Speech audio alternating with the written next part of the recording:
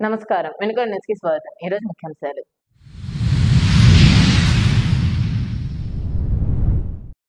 వెనుకొండ నియోజకవర్గంలో విజిలెన్స్ అధికారుల మెరుపు దాడులు. పలు షాపులపై కేసు నమోదు.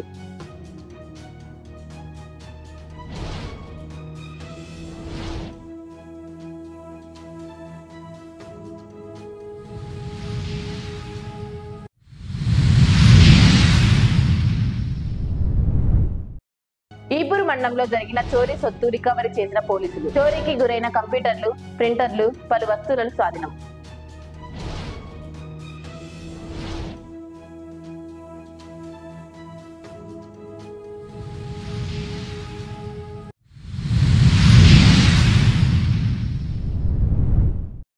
కల్లంలో ఆరబెట్టిన మిరపకాయల చోరీ. పోలీసులకు బాధిత రైతు ఫిర్యాదు.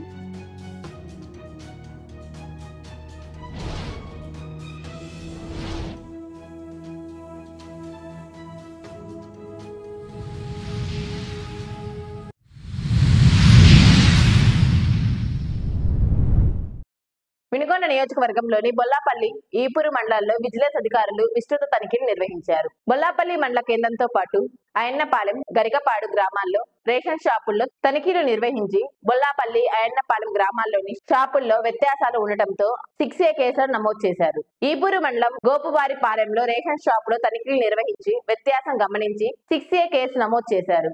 అనంతరం వినుకొండ పట్టణంలోని పలు ఎరువుల దుకాణాల్లో, గౌడన్లలో తనిఖీలు నిర్వహించారు. ఒక దుకాణంలో ఎరువులు అమ్మకాలు నిలుపుదల చేసినట్లు సమాచారం. ఎరువుల షాపుల్లో విజిలెన్స్ అధికారులు తనిఖీలు మొదలు కావడంతో పలు ఎరువుల దుకాణాలు మూతబడ్డాయి. ఈ తనిఖీల్లో విజిలెన్స్ అధికారులు శివాజీ, చంద్రశేఖర్, ఆదినారాయణ, సైదులు, సిబ్బంది పాల్గొన్నారు. ఈపూరు మండలంలో రోడ్డు మరమ్మత్తు పనులు శరవేగంగా జరుగుతున్నాయి. ఇటీవల రాష్ట్ర ప్రభుత్వం రోడ్డు మరమ్మతులకు వినుకొండ నియోజకవర్గానికి సుమారుగా 7.24 కోట్లను మంజూరు చేసింది. అందులో భాగంగా ఈపూరు మండలంలోని ప్రధాన రహదారులను R&B అధికారులు శరవేగంగా పనులు పూర్తి చేస్తున్నట్లు తెలిపారు.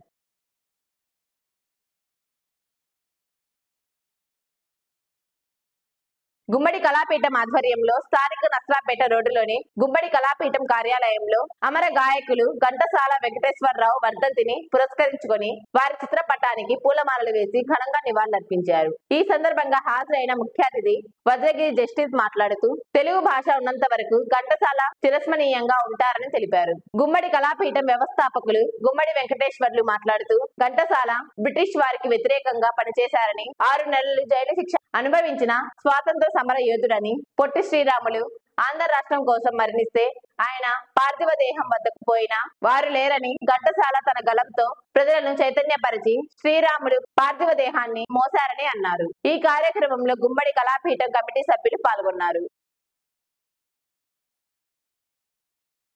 ఘంటసాల వెంకటేశ్వరరావు గారి వర్ధంతి సందర్భంగా వారికి ఘనమైన నివాళులు అర్పిస్తూ, గాన నివాళులు అర్పిస్తూ వచ్చినటువంటి కళాకారులందరికీ, కళా హృదయులందరికీ కూడా ధన్యవాదాలు, నమస్కారాలు తెలియజేస్తున్నాను. నేను ఒక శిల్పిని ఒక మాట అడిగాను, ఏమండి శిల్పాలు ఎవరికి పెడతారు, ఎందుకు శిల్పాలు పెట్టాలి అని అడిగాను. అతను స్థపతి. స్థపతి అంటే ఒక గొప్ప సంస్థానానికి అధినేత.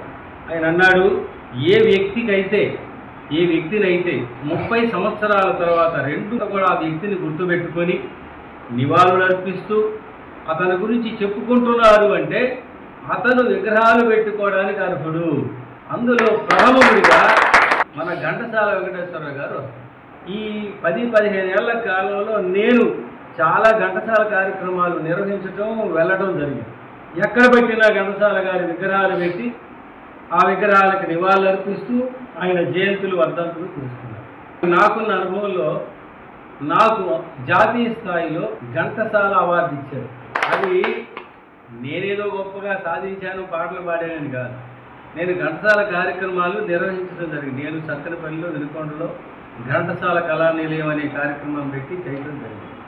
మేమంతా కలిసి ఘంటసాల గారి ఇంటికి ఊరెళ్ళాం. ఘంటసాల గారి కుమారులు, కుమార్తె, కోడళ్ళు, పిల్లలు మొత్తం వచ్చారు. ఘంటసాల బొమ్మ ఆవిష్కరణ, ఘంటసాల విగ్రహం ఆవిష్కరణ. ఆయన ఎక్కడ తిరిగి పాటలు పాడారు, ఎక్కడ ఆయన నాట్యాలు చేశారు, ఏ చెరువులో ఈదులు ఆడారు, ఏ గుళ్ళో కూర్చొని భజన చేశారు, అవన్నీ చూసాం. ఎక్కడైతే కూర్చొని ఆయన పాటలు పాడారో అక్కడ మేము కూడా కూర్చొని పాటలు పాడాం. మాకు తెలిసిన వరకు పాటలు నివాళులు అర్పిస్తాం. మనం ఎందుకు ఘంటసాలను ఎందుకు గుర్తుపెట్టుకోవాలి? ఇన్ని సంవత్సరాల తర్వాత ఎందుకు గుర్తుపెట్టుకోవాలంటే తెలుగు జాతికి ఐకాన్ లాంటి వారు మనకి ఇద్దరు ఉన్నారు. మొదట ఆయన ఎన్టీఆర్, రెండో ఆయన ఘంటసాల. నేను ఒకసారి పెద్ద సభలో చెప్పాను, నాకు ఎన్టీఆర్ ఘంటసాల అవార్డు కూడా ఇచ్చారు. నెల్లూరులో నాకు 7 ఏళ్ల క్రితం ఎన్టీఆర్ ఘంటసాల అవార్డు ఇచ్చారు. నేను నిర్వహించిన కార్యక్రమాలే కాదు కానీ నేను పాటలు పద్యాలు కూడా పాడాను. అంతేకాకుండా నేను చిత్రాలు గీసాను, ఘంటసాల చిత్రాలు గీసి పెద్ద కళాకారుల చేత ఆవిష్కరింపజేయడం కూడా జరిగింది. దాని మీద నన్ను గుర్తించి చేశారు. అక్కడ నేను ఒక మాట అన్నాను, ఎన్టీఆర్ ఘంటసాల అవార్డు తీసుకుంటున్నప్పుడు అందరూ నా మాటల కోసం ఎదురు చూస్తుంటే అసలు ఎన్టీఆర్కి ఘంటసాలకు అభిమానులే లేరండి అన్నారు. అసలు అభిమానులు ఉండరండి అన్నారు. అదేంటండి అన్నారు. ఉంటే వీరాభిమానులే ఉంటారండి అన్నారు. అంటే వీరాభిమానులే ఉంటారు కానీ ఒట్టి అభిమానులు ఏంటి? నాకు ఒక ఆయన అభిమానం ఉండొచ్చు కానీ వీరాభిమానులు ఇంకొక ఆయన మీద ఉంటుంది. అందువల్ల ఆ రోజు వాళ్ళందరూ అన్నారు, ఎందుకు వీళ్ళు ఐకాన్స్ అంటే తెలుగు జాతి గర్వించదగినటువంటి గొప్ప నాయకులు, గాయకులు వాళ్ళిద్దరు.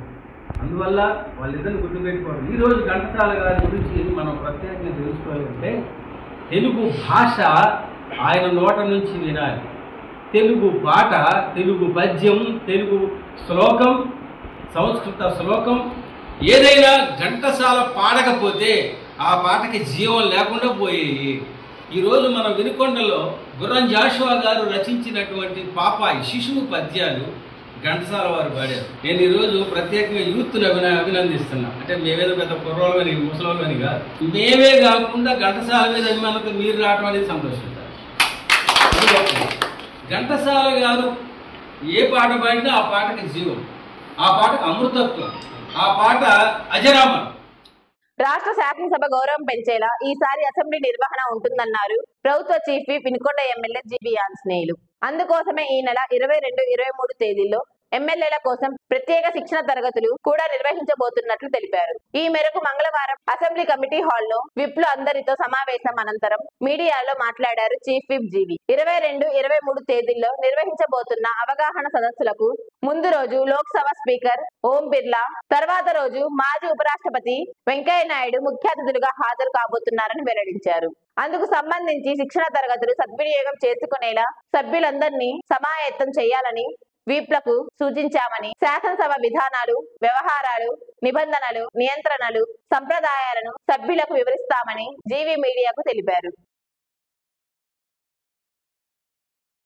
వినుకొండ పురపాలక సంఘ పరిధిలో వ్యాపారాలు నిర్వహించుతున్న వ్యాపారస్తులందరూ 2025-26 సంవత్సరంకు సంబంధించిన వ్యాపార లైసెన్స్ ఫీజులు 25వ తేదీలోపుగా చెల్లించవలసిందిగా తెలియజేశారు. ఫిబ్రవరి నెలలో చెల్లించని ఎడల 1-3-2025వ తేదీ నుంచి చెల్లించవలసిన వ్యాపార లైసెన్సుల ఫీజులతో పాటు 50% అపరాధ రుసుంతో అదనంగా చెల్లించాలని తెలిపారు.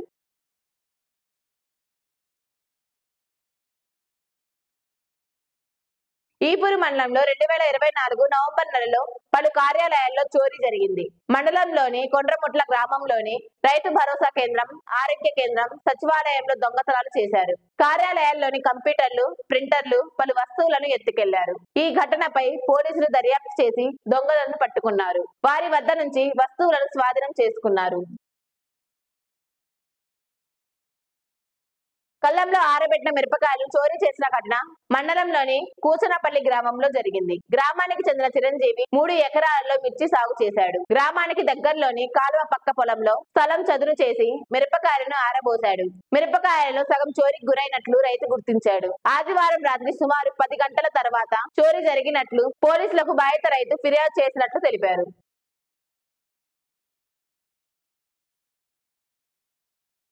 వినుకొండ న్యూస్ సమాప్తం. తిరిగి రేపటి న్యూస్ కలుద్దాం. అంతవరకు సెలవు. నమస్కారం.